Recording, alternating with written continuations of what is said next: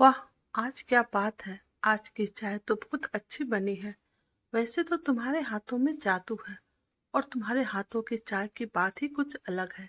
पर आज की चाय सबसे अलग है और उस पर ये बिस्किट। तुम्हें पता है, मुझे तुम्हारे साथ बालकोनी में बैठकर चाय पीना कितना अच्छा लगता है। विकास अपनी पत्नी राधा से यह कह रहा था। तुम्हारे हाथों की बनी चाय पीने से मेरे मन के हर कोने में ताजगी भर जाती है। विकास राधा की आंखों में आंखें डालकर ये सब बातें बहुत ही प्यार से बोल रहा था, क्योंकि कल शाम से ही राधा बहुत ही उदास दिख रही थी। उसके गुलाब जैसा चेहरा मुरझाया हुआ लग रहा था। विकास ने उससे कई बार पूछा, मगर हर बार उसका एक ही उत्तर था, बस ऐसे ही मन नहीं लग रहा है। बस कुछ पलों के लिए अकेले रहना है। राधा से कोई प्रतिक्रिया प्राप्त नहीं होने पर वह कुछ पलों बाद अपने दफ्तर के लिए घर से निकल जाता है। राधा विकास को दरवाजे तक छोड़कर वापस बालकोनी में आ जाती है। राधा कल रात को कॉलोनी के पार्क में नियमित की तरह टहल रही थी। तभी उसे एक पेड़ के पीछे किसी के चिल्लाने और रोने की आवाजें सुनाई देती है, जिन्हें सुनकर वह पास जाकर देखती है कि एक आदमी एक स्त्री को डांट रहा है। आपसी मामला जानकर राधा वहां से चली जाती है और अपने घर पहुंचकर बालकोनी में किताबें पढ़ने लग जाती है। तभी थोड़ी देर बाद वह दोनों उसके सामने वाले घर में चले जाते हैं। वह स्त्री बहुत खुश नजर आ रही थी। विकास से राधा ने अपने सामने वाले घर के बारे में पूछा तो उसे पता चला कि इस घर में एक दंपति रहता है, जो कि कॉलोनी का सबसे सफल दंपति कहलाता है। ना कोई लड़ाई, ना कोई झगड़ा। दंपति में बहुत तालमेल है।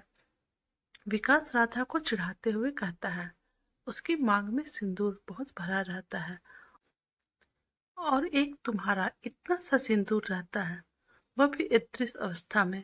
मुझे तो अब जलन होने लगी है। पर उसे दंपति की सच्चाई क्या है, यह तो सिर्फ राधा ही जानती थी। राधा सोच में पड़ जाती है। क्या गुजरती होगी उस औरत पर, जिसका पति उसे एक भी जरा इज्जत नहीं देता है। वो कुछ दिनों तक यह सब कुछ देखती है और फिर एक दिन उससे मित्रता कर लेती है। उसका परिचय पूछने पर वह अपना नाम लता बताती है और अपने पति का नाम नीरज, जो कि एक प्राइवेट बैंक में मैनेजर का काम करते हैं। राधा उसके दिल को ढूंढने की कोशिश करती है।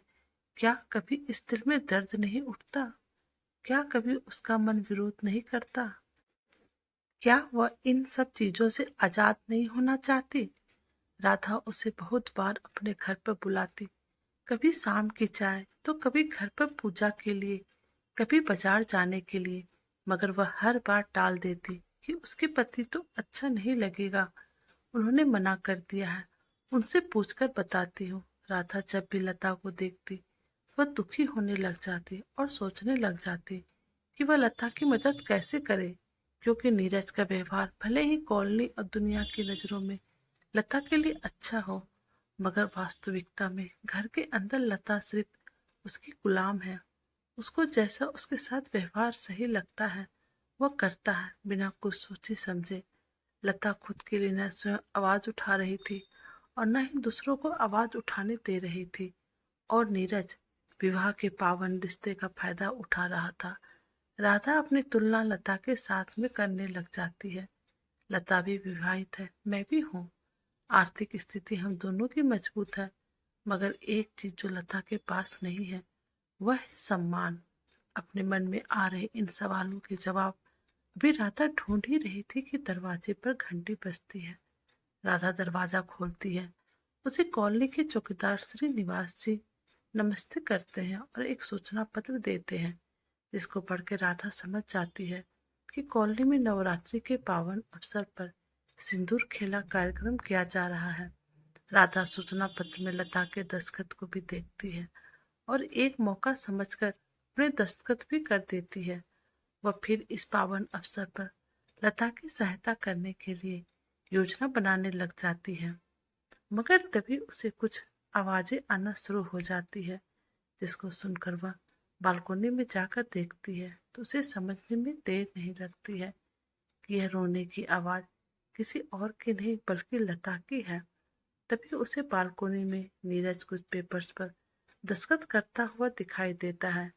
कुछ ही पलों बाद नीरज लता से कहता है, इस नवरात्रि के बाद तुम्हारा और मेरा रिश्ता खत्म, और तुम्हें अब अपनी मांग में मेरे नाम का यह सिंदूर लगाने की भी अब कोई जरूरत नहीं है। लता नीरज के पाँव में गिर जाती है, ऐसा नहीं करने के लिए कहती है, मगर नीरज उसे धक्का देकर चला जाता है। लता वहीं जमीन पर गिरे हुए रोने लगती है। 3 दिन बाद नवरात्रि का पावन त्योहार शुरू हो जाता है। हर दिन कोई प्रतियोगिता, कोई नई रस्म का कार्यक्रम होने लगता है।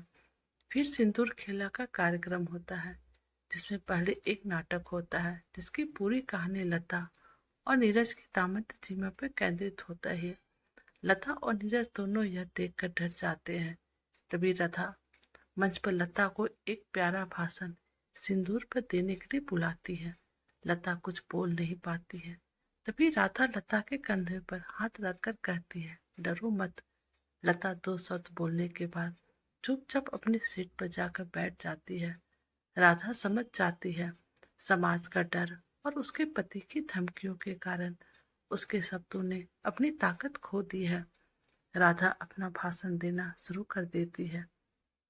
नवरात्रि का यह पावन त्योहार हमें माता के प्रति अपनी भक्ति दिखाने और स्वयं में उसका अंश मानने का एक सुनहरा अवसर प्रदान करता है।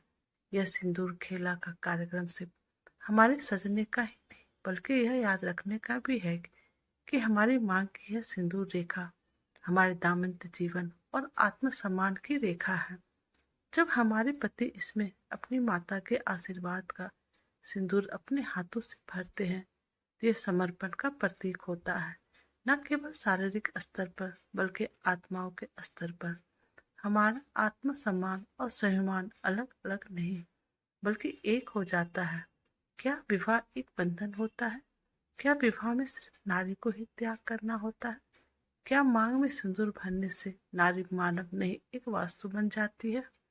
क्या गले में मंगलसूत्र बांधने से नारी एक गुलाम बन जाती है? नहीं, बिल्कुल नहीं। यह सिंदूर सिर्फ एक रस्म का दिखावा नहीं होता है, यह हमारी आत्माओं को एक साथ होने का प्रमाण होता है।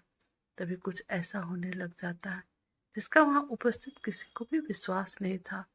नीरज लता को उसका हाथ पकड़कर माता की प्रतिमा के सामने लेकर जाता है और उसके सामने अपने घुटनों पर बैठकर अपने द्वारा किए गए उसके साथ बुरे व्यवहार की माफी मांगने लग जाता है। नीरज की आंखों में आंसू आ जाते हैं। वह स्वयं को अपराधी मानकर अपनी गलतियों को सुधारने का एक मौका लता से मांगने लग जाता है। लता नीरज को अपने हाथों से उठाती है और रोने लग जाती है। दोनों फिर एक दूसरे के गले लग जाते हैं। लता नीरज को उसके द्वारा किए गए अपराध की माफी दे देती है।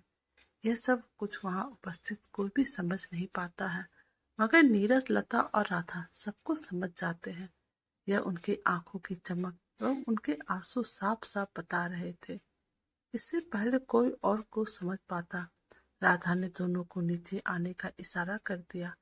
सिंदूर खेला कार्यक्रम में अब सभी पतियों को अपनी अपनी पत्नियों की मांग में माता रानी के आशीर्वाद स्वरूप सिंदूर को भरना था। इसलिए सभी ने यह रस्म बहुत अच्छे से निभाई। लता की मांग का सिंदूर आज बहुत निखर ला रहा था, क्योंकि आज उसकी पहली बार नीरज ने लता की मांग में सिंदूर अपने पति की नहीं बल्कि एक साथी और एक प्रेमी के रूप में लगाया था। राधा आज सच्चे और सही शब्दों में नीरज की प्रेमिका और जीवन साथी बनी थी। राधा आज अंदर से खुश थी। लता को खुश देखकर राधा खुश होती है। वह माता रानी का धन्यवाद करती है एवं उनकी शक्ति दे अपने साथ एवं आशीर्वाद दिए, जिसके कारण उसने आज लता की मांग का सिंदूर बचा लिया, एक दाम्पत्य जीवन को टूटने से बचा लिया। उसे अपनी नारी होने पर बहुत ही गर्व हो रहा था। तभी सिंदूर को हाथ में लिए विकास आता है। राधा उसे अपनी मांग की सिंदूर रेखा में सिंदूर भरने की इजाजत दे देती है। विकास राधा की मांग में सिंदूर भर देता है। तो दोस्तों, आपको हमारी कहानी कैसी लगी, प्लीज़ आप हमें कमेंट कीजिएगा और प्लीज़ हमारे चैनल को लाइक, सब्सक्राइब और शेयर कर दीजिएगा। Thank you.